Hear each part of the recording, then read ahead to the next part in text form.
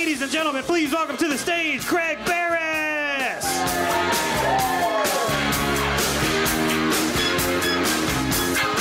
All right, how's everybody feeling? It's so great to be here. Thank you guys so much for coming and wearing the same outfit and being so pleasant and all the smiles. How are you? Great, good to be here. Okay, hey, sorry. Okay, let's just relax. I'll get to everybody. Does anyone else need to receive me? You guys ready for this? Ladies and gentlemen, please help me welcome the very first Mind Warrior on the hit web series, Mind Warriors. He is a media theorist, an author, a futurist. The guy goes to yoga. He has a PhD. Please put your hands together for Douglas Rushkoff. Mind Warriors. Warriors of the mind. Warriors on the edge of time.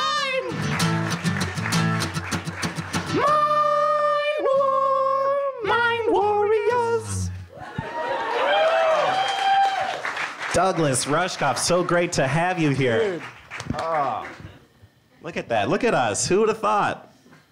I'm taller. Okay. Back to back. Oh, back to back. Oh, see, you can't even do that. Back to. This is like a sci-fi action adventure film that's never gonna get made. Is he really taller? I'm taller. What are you talking about? Am I really taller? This is off to a good start. All right. And so Just Doug, wanted to test the hypothesis. It's fine if it's true. it's fine if it's true. It's fine if it's true. If it's true, yeah. It's fine if it's true. Fine if it's true. Oh man, it's good to have you, Doug. Good to have you back on the show, Doug. I always love being on the show. Man, that red chair when other people are in it, it's just not the same. No. Doug is going to talk to us today about a lot of things. He has a book out now, one of 13. You've written 13 books? Seems. It seems. Seems. You know how many books I've written, Doug? I guess you don't keep up You with my lived life. the books, though. I look like You've books. lived the books. That's right. This show is not about me. This show is about Douglas Rushkoff. Mine were in the show today, talking to us about what are you here for? What do you got? What do you? You're gonna start with something, then we're gonna get into some other stuff, and we're gonna talk about it. Well, sounds good. Now that you ask, yeah, I guess I've been thinking a lot about time lately. You're thinking a lot about time. Yeah, that's been your the book, thing. Present Shock. This is a power position I'm sitting in. Is this threatening to you? It's all right. Okay. I'm feeling it. I'm feeling probed. You have a book called Present Shock, which is sort of about the compression of time, right? Yeah, it's about the living in a world where everything happens in the now and sort of the human reaction to that. Which is like what everyone's always telling us to do, is like be in the now.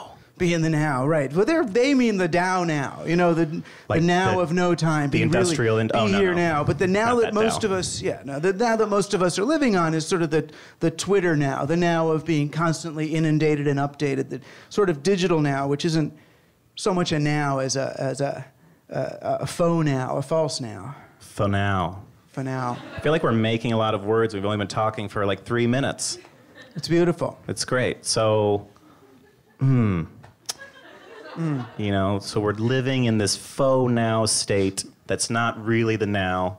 Yeah, I mean, there's a combination of things. I feel like, you know, back when digital technology first came around, I felt like here was going to be an opportunity really to slack, right? To get off the kind of industrial age, time is money, kind of rat race and, you know, get more slack, not have to go be a yuppie scum. You know, we were going to get to work at home in our underwear in our own time and trade things and do stuff. I mean, the difference between a telephone ringing, which you have to answer when it rings, and email, which you can answer, you know, in your own time, seemed to me to open up a whole new way of being, that we could really take charge of our time and get off that clock. And instead, we've taken our digital devices and, you know, and strap them to our bodies and have them, you know, ping us and alert us every time somebody updates or tweets about one of our tweets. And we end up in this state of constant emergency interruption, right? Where, you know, it sort of does to our nervous system the equivalent of being a 911 operator or an air traffic controller.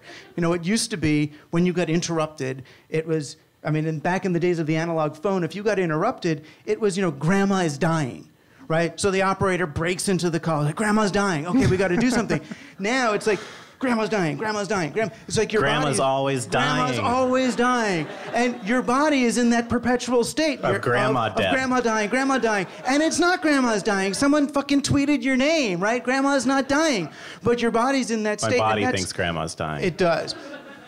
And I feel like that was the initial sense of it. That was like, how did this happen? How did we misuse all this stuff? It's like, I remember when, I was just thinking about this actually on the way here. I was thinking about Y2K. Remember the Y2K? You old enough to remember Y2K? They thought, that because the pop band from the 60s. All the computers had 2-digit years, and then it was going to switch to 2000, and then the planes were going to fall out of the sky, and KLM. There were bunkers, or Y2K bunkers. There were. KLM grounded their fleet because they didn't know if the planes were going to fall out of the sky when Y2K happened. And I was thinking, Y2K was an opportunity. We should not have fixed the clocks. We should have let the clocks break. Y2K was the moment we could have gone, oh, the 20th century's over, the clocks are over. We can get into this other thing. We can get into this no clock time. Other relationship to time, right? It's no clock time. Well, it is. No clock time. Down here. It is. It could be the reinvention of what the Greeks would call chronos, right? The Greeks I'm had half Greek. See? You're halfway there. That's it. I told you, this show is about you. It is. No, there were these two words for time they had. One of them was chronos, which is the time we know. It's like time of the clock. It's 3:11. The other word they had for time was kairos. And kairos means timing. Kairos is sort of human time and readiness. Where chronos would be, I crashed the car at 3:11. Kairos would be, what's the best time to tell Dad you crashed the car? Right, 3:13? No, it's after he's had his drink and before he's opened the bills, right? It's this sense of human time that we could rediscover. You were the kind of kid that just got everything you wanted, I bet. You were like, no, Mom and Dad, see, if I get a car, it's going to be good for you. Let me spin it. And then you got a car. Sorry, this is tangent. It did work Tangential. for a while. I was a tinge just angry at your childhood compared to mine. Going off topic. Go ahead. Really? You're the child of virtuous mustache makers. He is. His parents made mustaches and wigs of high quality. It's very high quality. The best wigs and mustaches European. Anyone's ever made in their entire lives. Again, the show's not about me. Let's keep it focused on you. No, but the interesting thing about that, it does play into time. When we hear that they're mustache makers, they make mustaches, right? And then they sell the mustaches. That's back to sort of the pre-industrial age when we actually made stuff, when we were craftspeople. We used to be paid for what we actually made. Once we hit the industrial age and we had the clock in the middle of the town square and we had centralized currency, which we can start to talk about too, which is basically money on the clock that's lent into interest. Clocking in, right, punch the clock, then you're working for time. You're working over time. So you're no longer connected to the value of what you're creating. You're now connected to the clock. What do you get paid to do? What do I get paid to do? Honestly, I get paid to fly in planes, right? The part I like doing is I get to write books, I get to think about things, I get to talk in front of people, and the thing I get paid to do is to sit in a plane or on delay to get to Portland to then go do that talk. You get paid to hang out in Portland? No, I get paid to fly to Portland. Oh. Yeah. I'd hang out in Portland for free. When I get paid to sit and write a book, you got to sit alone for a year in a room to write a friggin' book, right? You get paid. So there's all these thoughts and things, but if you actually want to share it, it takes work. I hear you, man. Well, I don't work.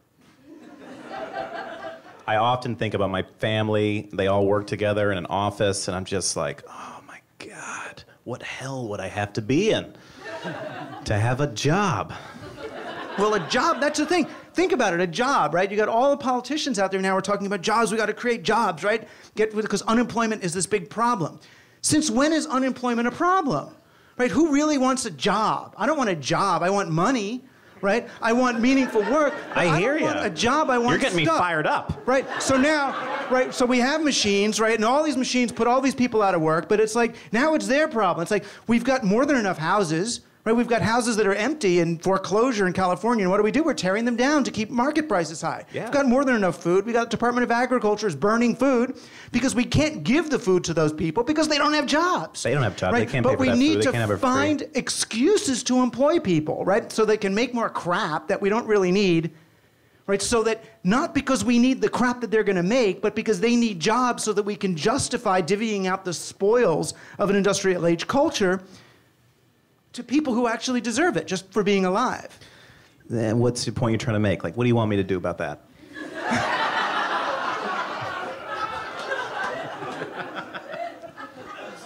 Enjoy the fact that you don't have a job. God, right? You don't think I do that every day, every goddamn second of every fucking day? I'm just sitting here going, yes! I know that me and you have a special bond. This is, not God, but it is. No, what I want you to do is to do a show where I can share the tragic but almost comic truth that we're trying to run a digital age society on an industrial age, 13th century printing press economic operating system, right? And if we can make the leap forward, if we can realize that all of our logic is ass backwards, because all of our logic is predicated on keeping corporatism going, on keeping bank money expanding, on somehow keeping the last 7 centuries of industrial age growth and expansion and progress, to keep that clock going. If instead we can go, well, wait a minute, we invented that clock for one reason. We actually invented that clock for stupid reasons, right? We invented that clock because monarchs of the early 11th, 12th, 13th century, at the end of the late Middle Ages, they didn't want people trading with each other. They didn't like a peer-to-peer marketplace. They didn't like the bourgeois, the burghers, getting wealthy. They didn't like the rise of a merchant class. So they made their money systems illegal. They made craft illegal. They made you work for a chartered monopoly instead of working for yourself. They made you borrow money at interest from a central treasury instead of being able to transact directly with one another in a peer-to-peer fashion so that the wealthy could stay wealthy simply by being wealthy. So they could just lend money. But the problem with the money they had was the money had to grow. Right? If you lend out money, more money has to be paid back. Where does the more money come from? It comes from growth. It works well as long as you have little brown people in other continents. I was going to say that. I was going to go little brown people. You beat me. It works. It works great for colonialism, but what happens when you fill the globe? What happens when you're there? What happens when you've got robots doing stuff? I was going to say robots. You keep beating me. You get stuck. You get stuck, and that's where we're at. We're at the place where we get to party, but instead of partying, we're worrying about how are we going to get jobs for all these people. Someone feels it. Yeah. I feel it. I feel that. I mean, as a person who doesn't have a job and doesn't want one, I also want other people to feel what I feel. Yeah. But I feel like they can't, because then how do I not have a job if everyone also not has a job? Well, it's interesting, well, some people, we got to work a little bit, but not nearly as much as we think. The 40-hour work week is obsolete. We don't need 100% of the population working 40 hours a week for us all to get the stuff that we need. Right? We can work a whole lot less than that, but we don't quite understand that yet. So we take digital technology, which could have given us the slack, and instead we say, well, this is what Wired magazine did. They decide, well, how are we going to use digital technology to keep the industrial age going, to get more surface area for capitalism, right? If we don't have new nations to take over, we can take over more human time, right? So they started calling it, Wired did, an attention economy. Right? So the new territory for expansion is not going to be the ground, it's going to be human time. That's why we strap the devices to ourselves. That's why we talk about websites and apps in terms of eyeball hours. How many eyeball hours can you get off this thing? I'm always saying that to my friends. Right. How many? I want more eyeball hours. One more eyeball hour. I can't even say it. Well, online you would, right? Online, what do you want? You want more likes? You want more followers? You want more of these? Who's looking at my videos? I want so many likes. You know how, you're talking about all this whole grandma death vibration thing. You know how deeply happy my actual soul, which I think I have, gets when someone just likes my Instagram picture? Oh my God, the deep meaning I find in this. This girl from Berlin, I know this is me again. This girl from Berlin, we're not talking for a couple days, at a series of email exchanges. She liked the fact that I'm doing this show with you today. She says she liked it. Well, she clicked like. Yeah. She didn't say anything. I'll leave it at that. It was a nice, easy way to give you a Positive reinforcement. Ah, All she I has have no to do idea. is click. All she has to do is click me. Yeah. What do I do about the girl? That's why you're really here, okay? 13 books, a PhD. What do I tell the girl in the email I'm gonna send, maybe? Let's just not get, I know. Well, you could send her an email. Tell her, thanks for the like, the show went well. Thanks for the like, the show went well. I'm gonna remember that. I'd wait patiently stressing for her me to out return. just thinking about it. Let's change subjects. Back into what we were talking about. Yeah. Working, not working. Yeah. How are we gonna make it happen? People don't need to work. We don't need 100% of the people working 40 hours a week. But there's a lot of Chinese people. That's you're gonna groan if there's a lot of Chinese people? I think that's racism.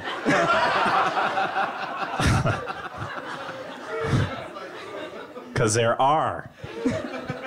And they, they're up to stuff.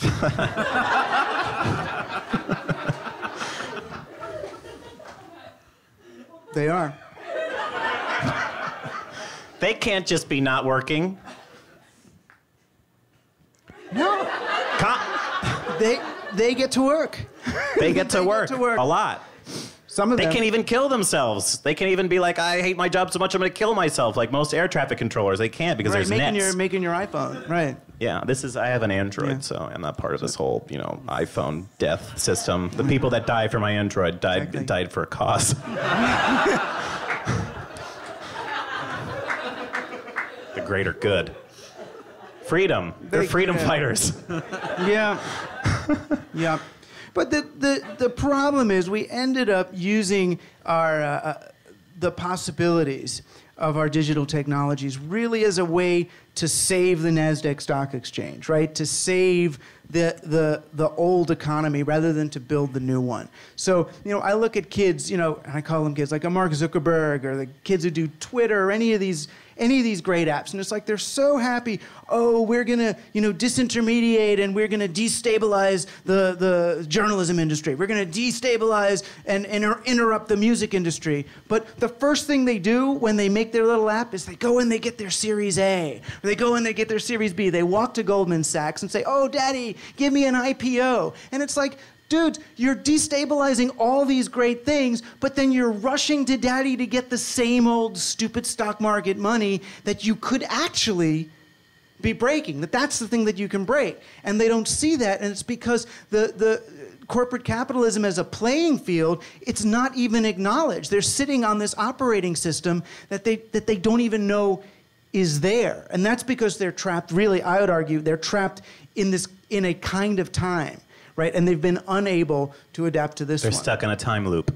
They are. Well, they're stuck they're stuck in Chronos, and they can't get to Kairos. They can't actually say, what do I actually want to do? What is this for? And then they do it again. It's like then you've got your first billion, and it's like, oh, well, now I'm going to do another startup and do another. It's like, no, wait a minute. Why can't you get there as individuals or us as a society? The billion is just tempting, The next billion. As a non-billionaire, it's so tempting to just take it.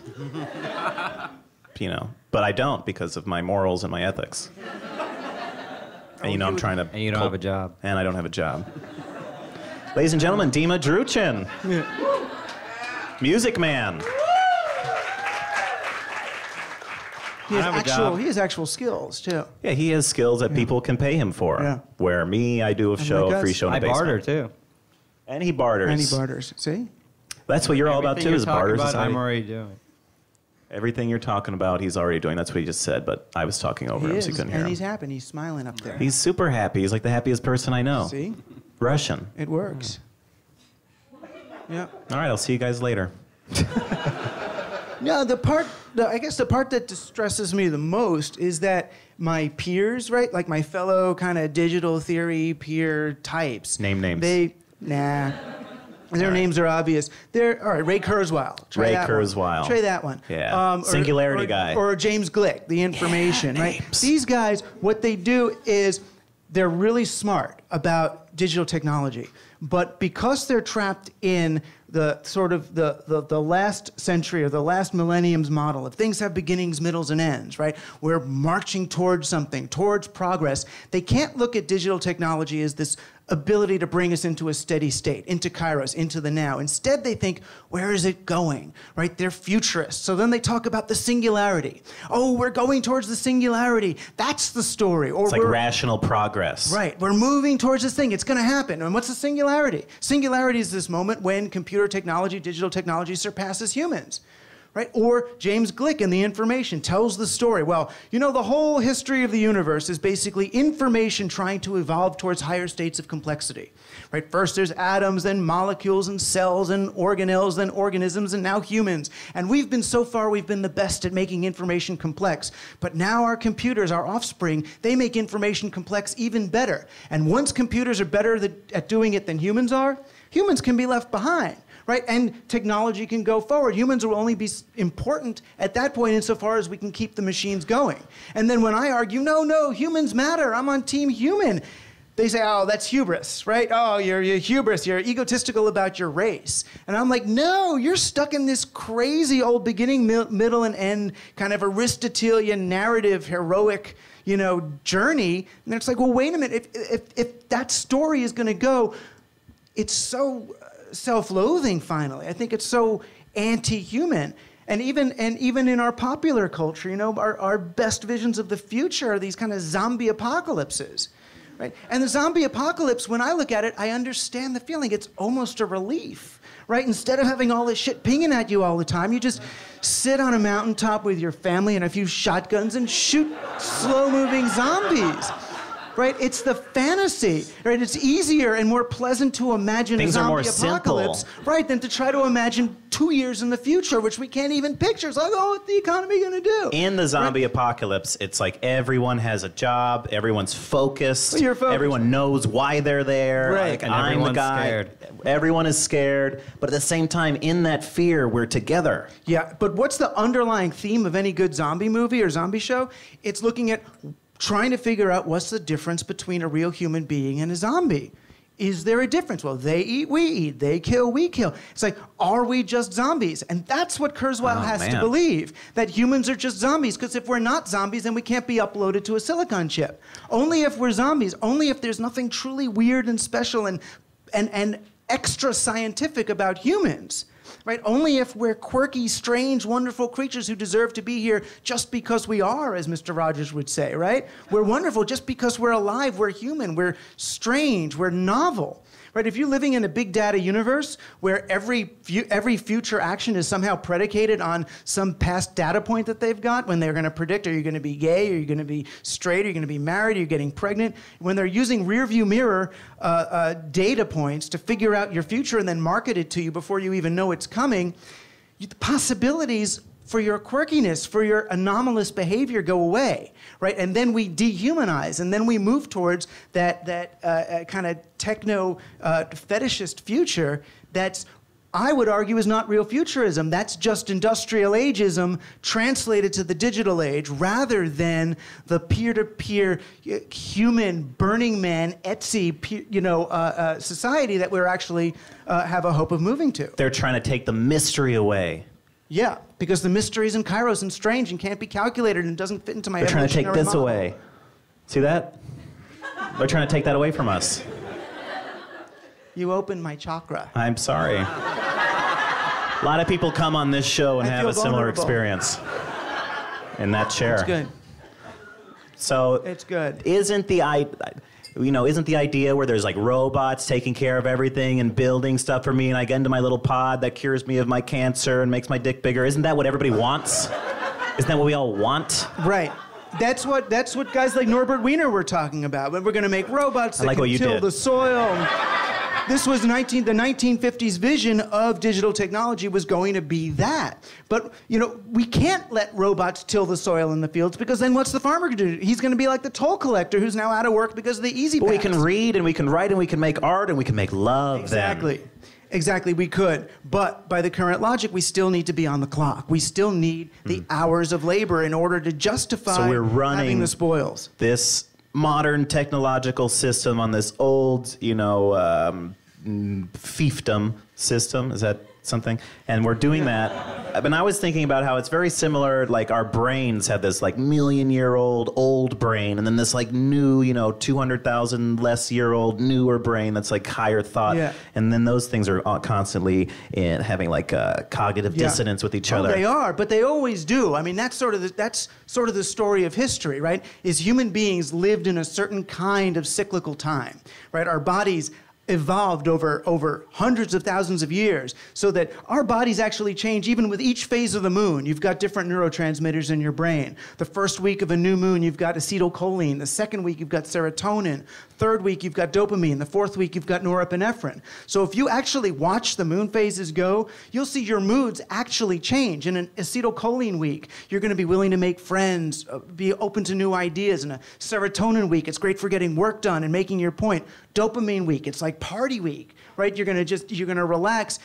And the last week, norepinephrine week, which we're kind of in now, is this sort of systemic thinking, like like you're like Obama or somebody, where you're kind of cool and collected. You're in that fighter. I'm like Obama, or we you? all are. We all move into an Obama phase. That our bodies were in that, right? Once we invented time, which really started with text, once you could write things down, that's when you got history. Right? You could write things down. Now we could record history. Once you could write things down, you could have contracts, which are what?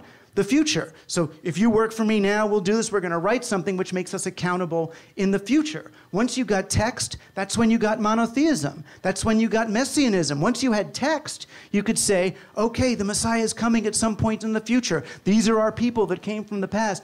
Once you were on that, then we're on it wasn't a clock, but now we're on a different time. That's when we invented Chronos and took ourselves out for the first time, out from all of the fertility rituals and all of the things that were based on our biological clocks, and went to an ideological one. Right? Then we get the clock, right? In the Renaissance, we get the clock. We put it up in the town square, and now we start living by the clock, and we start selling our hours. We invent central currency. Everything starts moving on the clock, and it's all about progress and efficiency, because we've got this clock. We're going to do better. We're going to get more in that hour. We're going to get more in that minute. Freaking me out. We get into the digital age, though, and our temporal landscape changes again. I mean, think of the difference between an analog clock and a digital clock. I remember when I was a kid, I had a digital clock. It replaced my original clock radio. I remember I loved my clock radio with the sweep second hand. I would watch when I'd go to sleep at 9 o'clock. It was my bedtime, and I'd watch the second hand go around like 9 o'clock. It was like, oh, it's 9 o'clock, and now we're in the beginning of 9 o'clock, and now we're just around the middle of 9 o'clock. Oh, my God. It's getting closer to the end, closer. Oh, it's 9:01, a new minute. Now we hear a fresh. Everything was like a story. It went around. I was a fat kid, so my dad I don't know. I was eating stuff. But when he replaced the analog clock with a digital clock, all of a sudden it's like 9:01, 9:02. Right now you remember that? And I had the clock that flapped down. It was like an old train sign. I like that clock. That's and cool. I would sit there and try to see, when is it going to flip? When is it going to? But time changed. Digital time doesn't have the sweep to it. It doesn't have a beginning, middle, and end. It's just is there. The next time. It just is. It's just boom. Boom. It's very discrete. It's got a whole different character to it. We end up on these plateaus. We end up in sequence rather than in that kind of time, which again alienates us from all of the rhythms that we could reconnect with. Which is to your point, that we're these human beings living in a natural. We're still human. We still have these underlying rhythms that all of our hormones and our neurotransmitters, all of our moods are so directed by things that we don't even acknowledge in an age when we have a Google Calendar and we say, well, 4 in the afternoon is as good as 4 in the morning for doing that thing, and it's not. Well, what should I be doing? What you should be doing? I hate to give you a should. What you can be doing, what you could be doing. When you say the word should, this is what he told me once. When you say the word should, you create a parallel universe where that doesn't happen. Yeah. So, and this was the question I was asking. What should I tell this girl? Yeah. You shouldn't tell her anything. There's these 3 alternate universes, shoulda, woulda, and coulda. Right? And they're all sitting there alongside making you feel shitty about the universe that you're in, which is what they're for. Oh, that's what it was. It was like... Yeah. It was like, hey, we should go to a movie. Oh, you shouldn't say should, because now she's in a world where that didn't happen. Oh. So what would I do? What might you do? What might one What could one have done? What could one do? What might one do given this? What might one do given the situation where one could have an option? Such as in so much... I would think if you start with almost any place in your life, it slowly unravels all this shit, right? So you could do something as simple as know what time of day it is by the light outside the window. You know, when it's dark, try going to sleep. But should I have like all of this science about my body rhythms and how it works and the moon cycles and the sun cycles and then the earth and the ley lines and I know all this stuff and then I'm like planning tea time around it? The thing is your body kind of knows this already. I mean, I would say you could do something simple like join a CSA, Community Supported Agriculture Group. Just do that. And it unravels the whole damn thing. Just join a CSA and everything else will follow. It does, because then you end up going outside and maybe giving some of your effort, some of your labor to it instead of just your money. And then you're outside and you go, oh my God, carrots come out of the ground. You know, it just reconnects you to, yeah, exactly. It was freaky, right? It's freaky. I didn't even realize you Kids watching this. All right, sorry. I know. Don't worry. It comes from the grocery store. Don't worry. There you go. It's a supermarket. It's bleached. It's homogenized. It's pasteurized. It's fine. Don't worry about it. Don't listen to him. It comes in a truck to the Pathmark on a long, unnecessary supply chain. Okay, so here we are in this world where we're living off this old paradigm system. We're trying to relate it to all this new technology. And we're trying to figure out, well, we need jobs. And the whole world is jobless and full of jobs. And there's people dying because we're trying to consume things. And we're just keeping it going. We're just like, keep it going, because that's all we know. There's got to be some, like, thing that's going to happen that's like, oh, it's not going to happen this way anymore. It is going to happen this way anymore. But you don't think a thing's going to happen. You think it's going to just sort of fizzle. What's going to happen? I kind of think that the strategy for the worst case apocalypse scenario is the very same thing as the strategy to avoid the worst case apocalypse scenario. You know, and that's to begin if you begin accepting favors from people and doing stuff for people rather than buying everything at Walmart, you slowly disempower Walmart. Right? If you start doing things because you care for people rather than for money, if you start trading in a peer-to-peer fashion, if you join a credit union instead of a bank to start, then start using a local currency instead of centralized currency, if you meet the people in the hallway of your building, if you take one day a week where you don't buy or sell or drive or train, but actually engage with the people around you, if you consider getting together with a group of human beings in a space like this, you're actually doing something subversive in a society that's based now in keeping you from interacting face-to-face in a full spectrum way with other people. If you look into other people's eyes when you're engaging with them... Oh, man. No, what you do is you unpack, 300,000 years of body language that we don't even get when you're sitting typing in sort of Asperger's equal ASCII2 text with one another.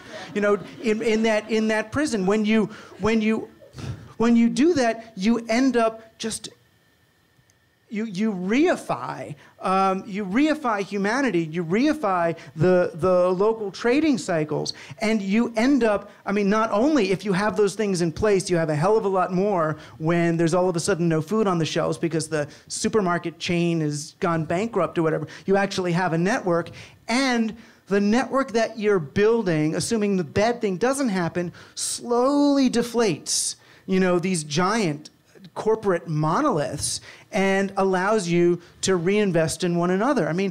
Most people who have jobs even, you get these 401k plans and you end up putting money in the very thing that's destroying your life. You end up putting money in if you've got a S&P index fund, what's in there? These are mining companies. I never know what's in my S&P fund. I'm always like, how much? Where is it going? You know what? Don't bother me with these details, Gary. Exactly. So we sit here arguing against the things that we're actually depending on for a retirement. So it's going to be like a set, it's going to be, or hopefully it will be? Is this what you're saying? Or we could go this way, we could go that way, or we're going to settle down into this idea of like, hey, we all know what's going on, we all like it, we kind of figuring it out. I'm actually trying to get off doing things for such and such a result. No goals. But rather doing things for, Except for this goal. in the 20th century, we motivated people to join movements because we're going to keep our eyes on the prize and get to this great goal. We're going to get to equality. We're going to get to that thing. And that just really justifies these sort of ends justify the means campaigns to whatever. And it's kind of the last one I kind of fell for was the Obama campaign. We are the thing we've been waiting for. We are the change. We're going to go. We're going to... And it's like, wait a minute. We did another one. I did just another one. You know, and I'm kind of off that. I think the way to motivate good action, the way to motivate appropriate behavior is that it feels better to actually do that, right? The reason not to pollute is not because we've got to believe in global warming and this bad thing's going to happen in the future. The reason not to pollute because it feels shitty to pollute. It's actually not the way to engage with people. And it kills people. I always think that, hey, let's just get serious for a second. Everyone wants to talk about global warming and how the Earth is getting... You know what pollution does? Kills people. Well, you know, I did that. Back to you. I tried that with my daughter, right? I tried that with my daughter when she was 6, and I wanted her to take the bus to school. And you gave her a whole pack of cigarettes, you shoved it in her mouth, you're like, you smoke all of them. Yeah, really. No, That's what my dad did to me. Instead of having me drive her, and she cared a whole lot about pandas at the time. That was her big thing, was pandas. And I was like, you know, if you take the bus to school, you save a panda. Just a lie! Lying to kids.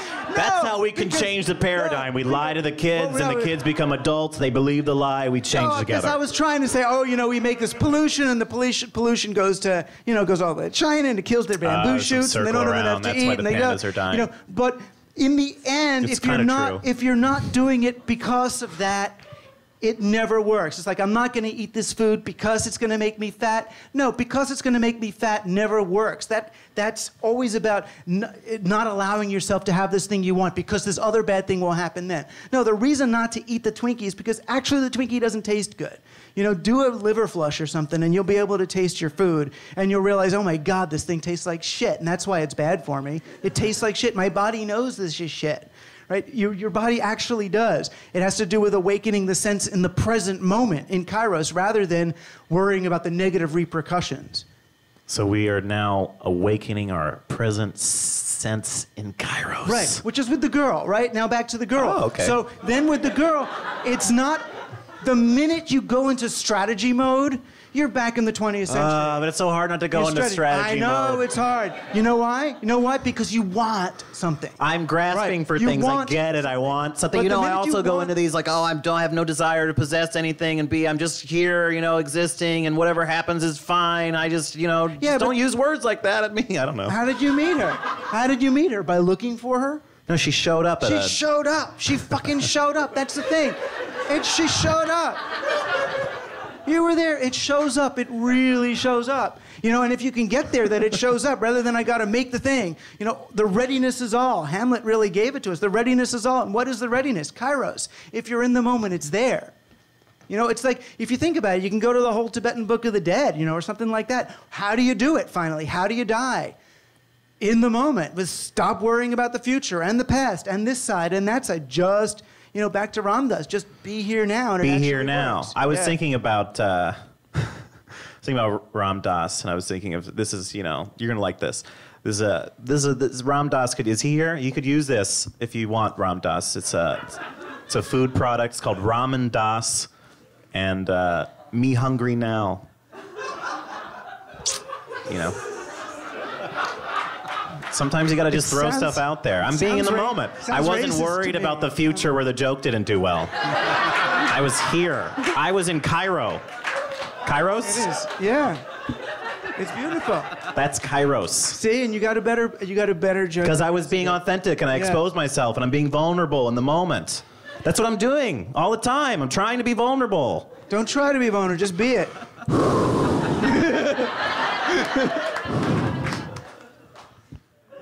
It's all good. This is me being vulnerable. I'm looking you in the eyes. I feel like deep eye contact. Everyone's like, I can see your soul through your eyes.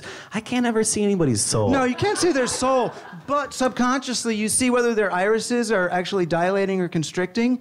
I mean, that's part of it. You see, there's mirror neurons that respond. If somebody's sort of nodding as you're talking to them and all nodding. that, your mirror I'm neurons doing get... it. Yeah. Yeah. the neurolinguistic programming people like Anthony Robbins and those folks, they exploit it. They go, oh, the irises do this and your head does that. You can pace and lead and you can start using all this shit. But it's actually instinctual. If you're just there, it actually That's the thing, works. is not to be manipulative with the things we know. I'm always dealing with that. My higher self is always like, well, you know that, so don't be manipulative. Don't Yeah, pretend but you don't know. honestly, people, I don't worry so much about manipulation anymore because people who are manipulated are participating. You know, they really, it's like participant. hypnosis. Well, there was this guy I saw. There's this guy. Remember this guy? No, remember that Lie to Me show? There was a show about lying. I saw that guy on stage once at a conference, and he's like a lie detector guy. And he's got all these ways of knowing, and he puts people up, and he can figure out who's lying and who's telling the truth. And it's looks miraculous what he's doing, and he explains what cues he's used and how he understood. But what it made me realize is that, you know, he's just exploiting cues that are subconscious for all of us, right? When someone's saying, you know, yes, you know, the reason they're saying yes is because they're actually mean no, and they're doing this because they're broadcasting to the other human body, I'm lying, right? I'm lying. So we know it's subconscious, and all of a sudden it made me realize there's just no point to lying. Because you can lie, and the other person's sort of conscious being will say, oh yeah, I believe you, but subconsciously they know you're fucking lying. I mean, they do. They know you're lying. So once you're lying, once you're manipulating, it's not going to work in the long run. You might get the money, you know. You might get the money. You might get the girl, sure. You might get the stupid a long surface run thing, but you're not. You might get the money. You're sacrificing your reality. You might get the for money, that but you're thing. going to lose. You're not being your authentic self. You're not gonna losing be your your authentic humanity. self. Right, you're losing your humanity. That's what this show is about. That's the only thing you really have. That's all we've got. And every time one of these shifts happen, like from like through the axial age to invent text, or in the beginning of the industrial age to get the clock, or now to get digital technology, we have this window of opportunity to reclaim our humanity, right? Because we go, oh my God, the clock isn't real, the industrial age isn't real, central currency isn't real, the expansion of colonial empires isn't real, the imperialism, ends justify the means isn't real, all that stuff's not real. We can seize the day at that point. We can reclaim our humanity. Or we can say, all right, how do we just take the new tools, the new technologies, and apply them to keep us from ourselves, to keep us from humanity? And the picture that I see of us taking this stuff to avoid our humanity yet again is not a pretty one. Okay. It's not a pretty one. Violence, murder. Well, guns. Well, that's the whole thing. Is like you're talking about what a lot of us feel like we know, and we're talking about our bodies.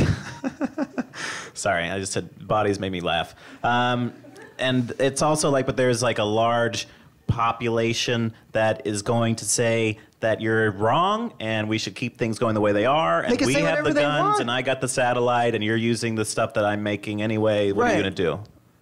What I'm going to do Not what are you going to do, but it's the guy saying, what are you going to do? Make friends with my neighbors, have conversations with people, do activities that don't necessarily involve having to buy or sell anything, seek non-commodified relationships rather than hiring a professional to do everything. I mean, I know, I'm just going to hire somebody because it's cleaner. I'm just going to pay them and know what it is. Right? I remember when, it's funny, I remember when we had our daughter, you know, now no one knows how to breastfeed, so you hire these people called lactation consultants to come in when you have a kid, and they teach you how to breastfeed, right? There was an old lady lived down the hall, had all these kids. She wanted to come and just, I'll show you how to breastfeed.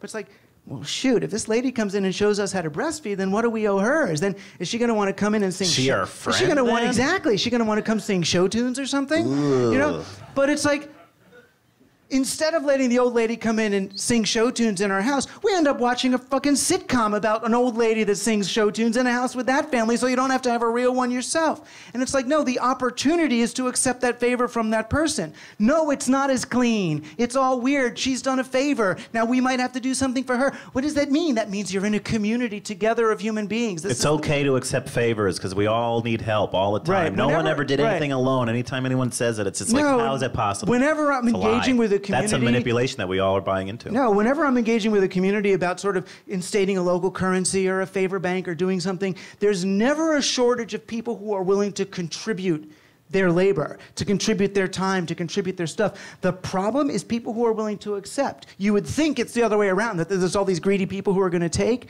No, people are afraid to have non-commodified exchanges because then they don't know what's expected of them in return. You know, and that's the saddest part. But when you think about, like, in the old days when you'd move into a new neighborhood, like out in the suburbs or something, the first night you get there, everybody comes, someone brings brownies and a meatloaf, they bring this stuff. Why do they bring that stuff? Is it because you really need food so bad? No, you could order in. They bring the stuff. They want favors from you. They're inviting you. I made you meatloaf. Yes, the fact that you are indebted to your neighbors means you're invited to participate with them. The fact that you're indebted to them is actually the favor more than the thing.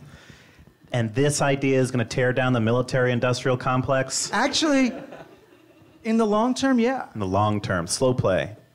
Yeah. It's a slow play. And this is what It is a slow play because it's just human time. This is just how it works. We built up something over 400 or 500 years. It's going to take a few centuries for it to unfold. But we're at a time now when we can be part of that.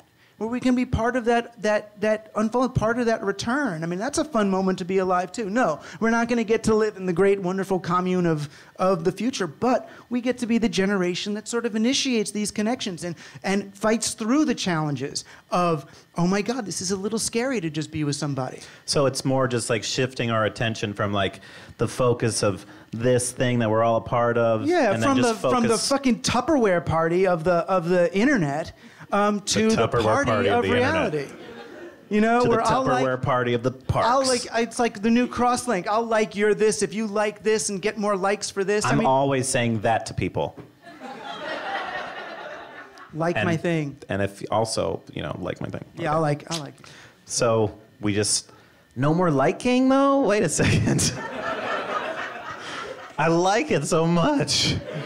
All the liking, we're only like we're like 5 years into liking. It's so new. Well, it's nice because it quantifies, right? Yeah, I know they liked it, or maybe they liked it. I've got 12,000 followers. Yeah, but you know what? The whole thing about all the liking and all the social media is I don't have any traction on any of it, so I'm totally fine with it just going away. As long as a new thing, I can get in early and then get the traction early and then like be there before everyone else gets there. Like Instagram, that means people already had like 100,000 followers before anyone even had the app. You know what I'm talking about. I do.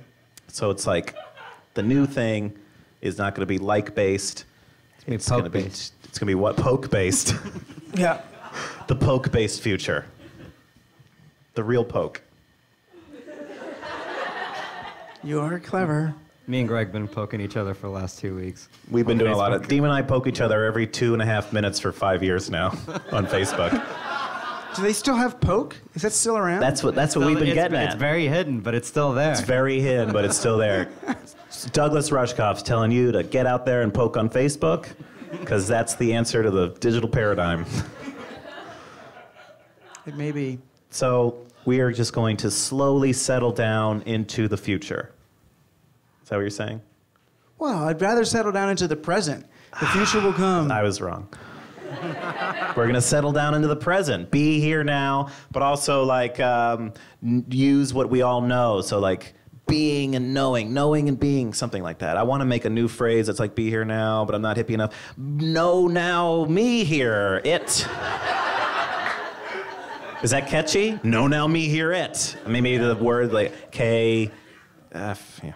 I like your other, I love you. That's a beautiful one, your I love you thing. Wait, what's the I love you thing? I love you. Don't you say I love you to people? I do every now and then. I love that. Sometimes when I can't, I usually express my love when I can't hold it in any longer, and I'm pretty sure the person is gonna say it back. That's usually when I say it. The other one you do, which is fun, which is kind of post-messianic, is that he does this I forgive you thing in his other show. I forgive people. You, and it's just like people just get up in the audience and say like the worst thing that you did this week, and he's like I forgive you, and it's a joke because obviously him forgiving you doesn't do anything, but it gives you permission to forgive yourself. No, you're not the Messiah, dude. It's okay though. I don't think I'm the Messiah. No, because it's meta. It's meta Messiah. You know what I mean? It's meta. It's like it's wink wink Messiah. Yeah, I'm like, wink Messiah. I forgive you, so now you actually can let it go. No, that's well, you know what? Because the only reason you need to be forgiven is because it trapped you in the past, right? Because it's still. Yeah, you got to forgive yourself because when you don't forgive yourself, you're spreading your guilt and fears to other people like a disease, and they're really just your projections, and you're just getting them back to you all the time, you know? Right. But don't do evil shit. I mean, just because you're going to get forgiven. Right. Well, what's evil? Now we're good. That's a whole other mind word talk. Evil. I'll tell you what evil is. Oh. Evil. Oh, hey. Let me tell you what evil is. I'll tell you one thing. Let me tell you about evil.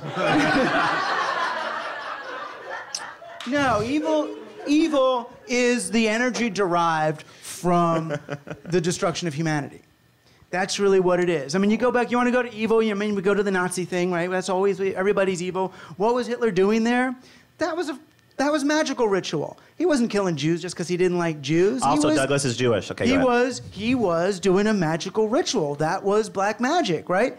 From the actual energy that he was getting. It was a sigil, right? But instead of jerking off on a little picture, what was he doing? Not everybody's familiar with all this stuff. So you want to draw a sigil, you draw it on a piece of paper, you get all the letters right, you make it a weird symbol, and then when you're done, and then it comes true. He was charging, yeah.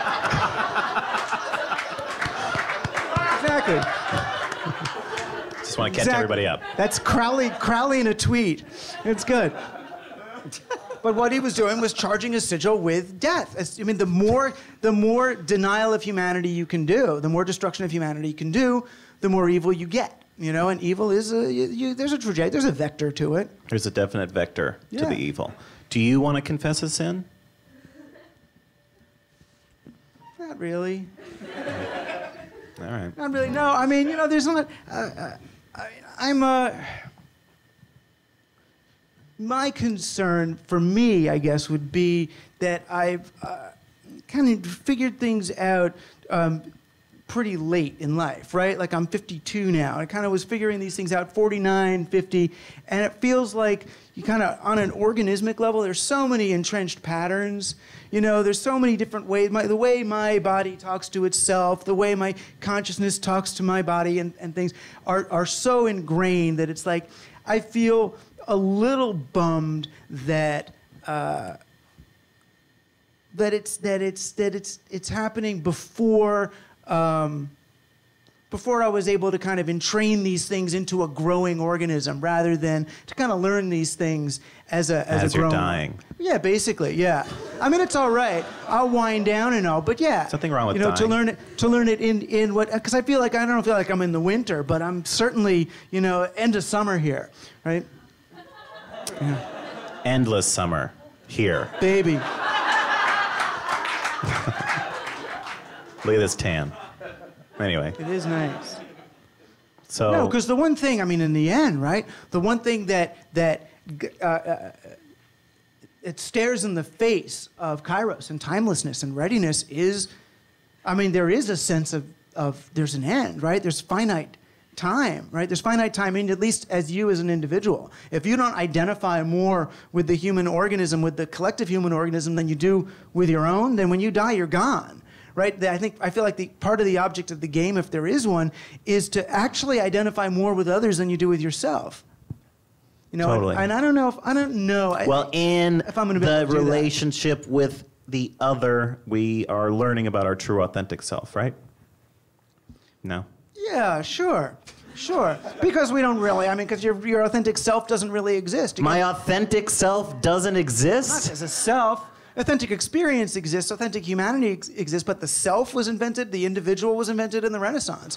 We didn't have individuals. It was invented in the Renaissance. It was celebrated in the Enlightenment, right? One man, one vote, and then it became consumerism in the 20th age. You deserve this. The concept of my authentic self, my soul, my authentic soul self. You don't even like this?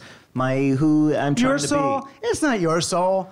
It's just soul, That's the thing. People always talk about my past lives. They're not your past lives. They're all of our past lives, right? They're not yours just because you happen to access it or can All right, think I'm it. trying to be our authentic soul self. That sounds good. That sounds better to me. That's all I'm trying to do is be our authentic soul self. Sometimes I feel like you're blocking me. No, I'm celebrating you. Thanks, man. I appreciate that. Try. Doug, what happens when we die?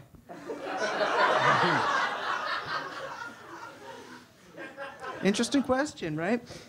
Oh. Well, it gets very dark for a while. Then there's this little light. I think it depends, I think I used to think that, like, the moment of death, everything slows down to the point where, you experience this infinity thing. But I think it really does kind of stop when you die. I think you're. I do think consciousness. I think consciousness comes before matter and stuff. So I think something like consciousness continues, but I don't think it's your own. I really think your ability to identify with others, really your compassion for the thing that's bigger than your illusion of individuality will determine sort of how much continuity there is between your awareness now and your awareness after your heart and brain stop. Just big mushroom trip and death, is that what you're saying? If we're lucky. If we're lucky. You got anything else you want to get into? You feel satisfied? I always feel satisfied. All right, this is what we're going to do now. Question and answer time. First of all, Douglas Rushkoff. Thank you. Who here has a question for Douglas Rushkoff, something about what we've been talking about? There's one over here. Oh. Mind warriorship. Here. What's your question? I can come over here. Go ahead. So, I feel like what you were saying about Kurzweil and all those other guys is really on. I think you're what your concept of. I want to know what your concept of technology is now. I've followed your work for such a good. Long time, first time. Long time caller, first time caller. Long time caller, first time human. So how is your view of the purpose of technology? Why is it that humans are creating these communication systems and refining it? How has that changed since the beginning of your media theory days, and where do you as you've seen it grow? I feel like we should repeat the question. Yeah, I mean, or not. Sort of how am I looking at technology and technological development, and how is my kind of vision of what it's doing and where it's taking us changed? I kind of come full circle on it, where I originally saw technology and our networking technology in particular, as a kind of a dry run for the actual intimacy that we're working towards as a species.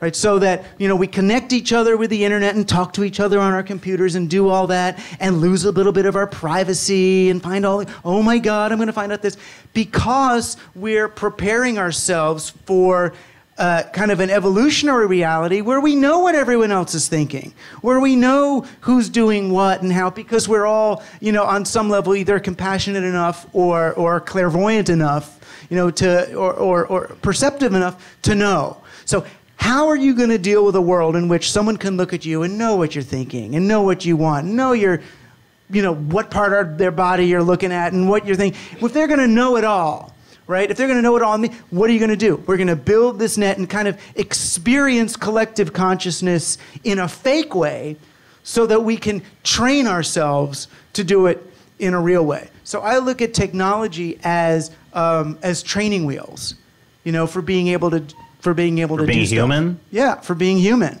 for bringing us into the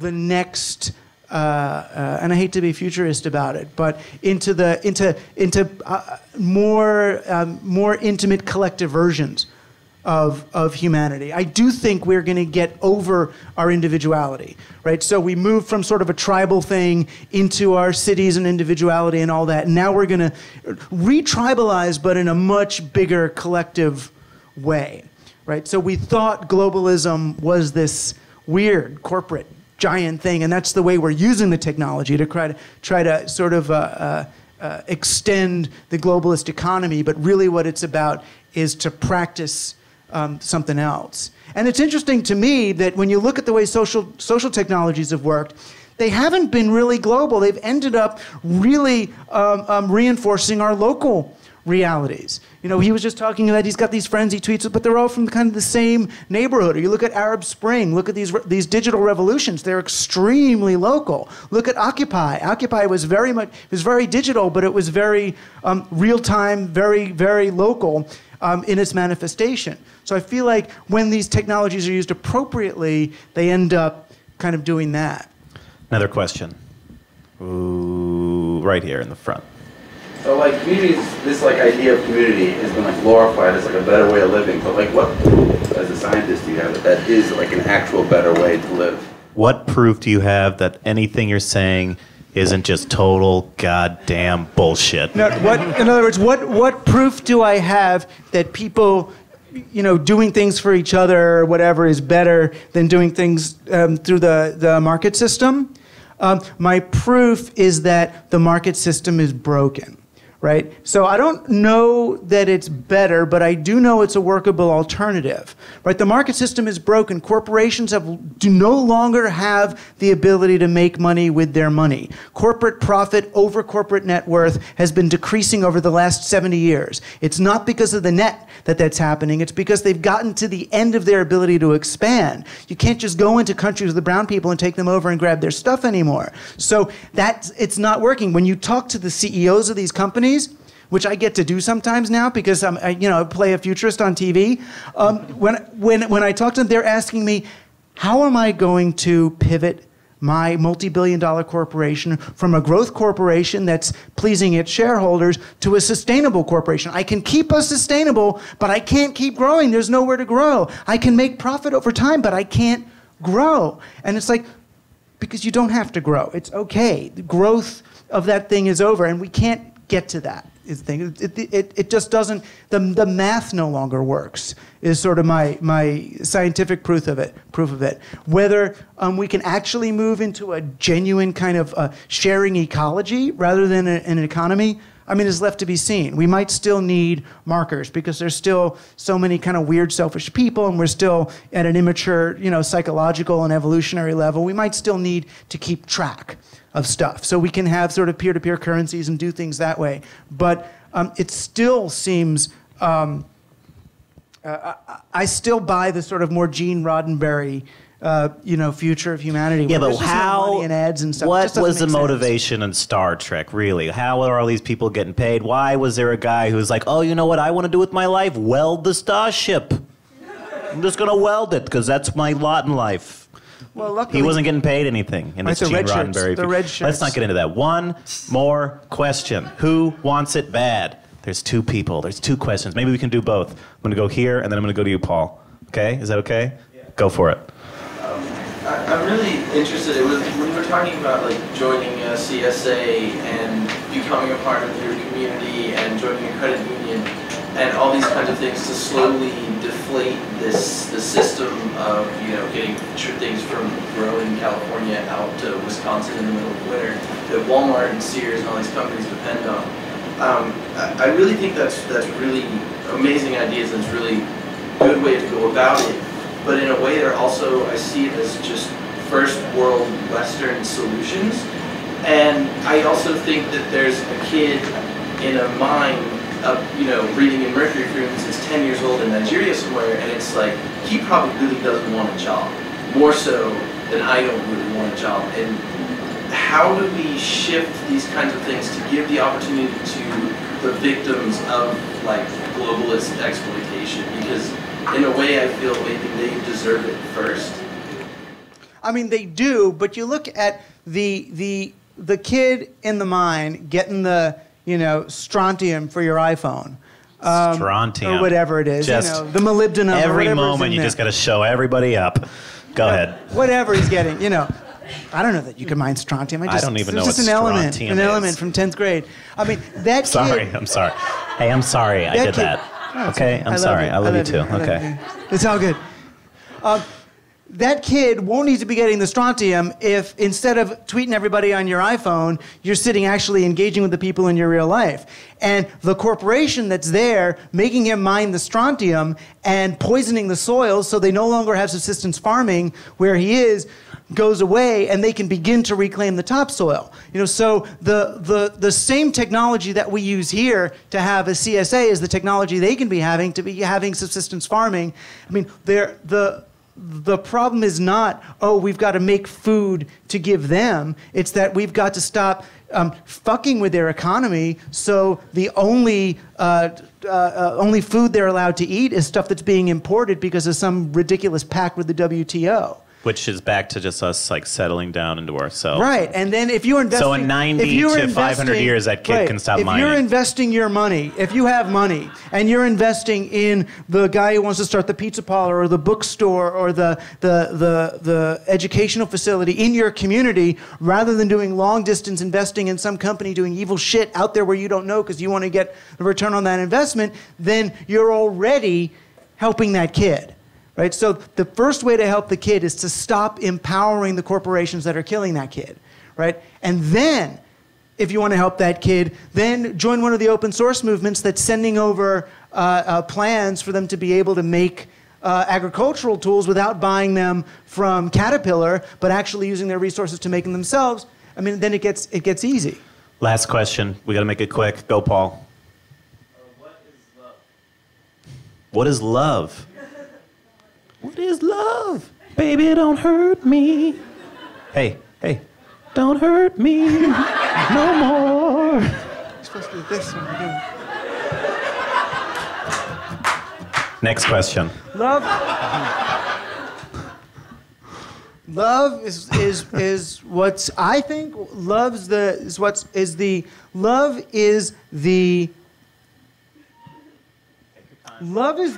the force that animates matter against entropy. Wow, I like that a lot. Ladies and gentlemen, Douglas Rushkoff. I hope you guys had a good time. I had a really good time. That's our show. We're doing this every week. Pay attention because it's going to be online. There's going to be a podcast. You can listen to the whole thing again. Oh my God. Seriously, thanks so much for coming. I hope you had fun. Douglas Rushkoff.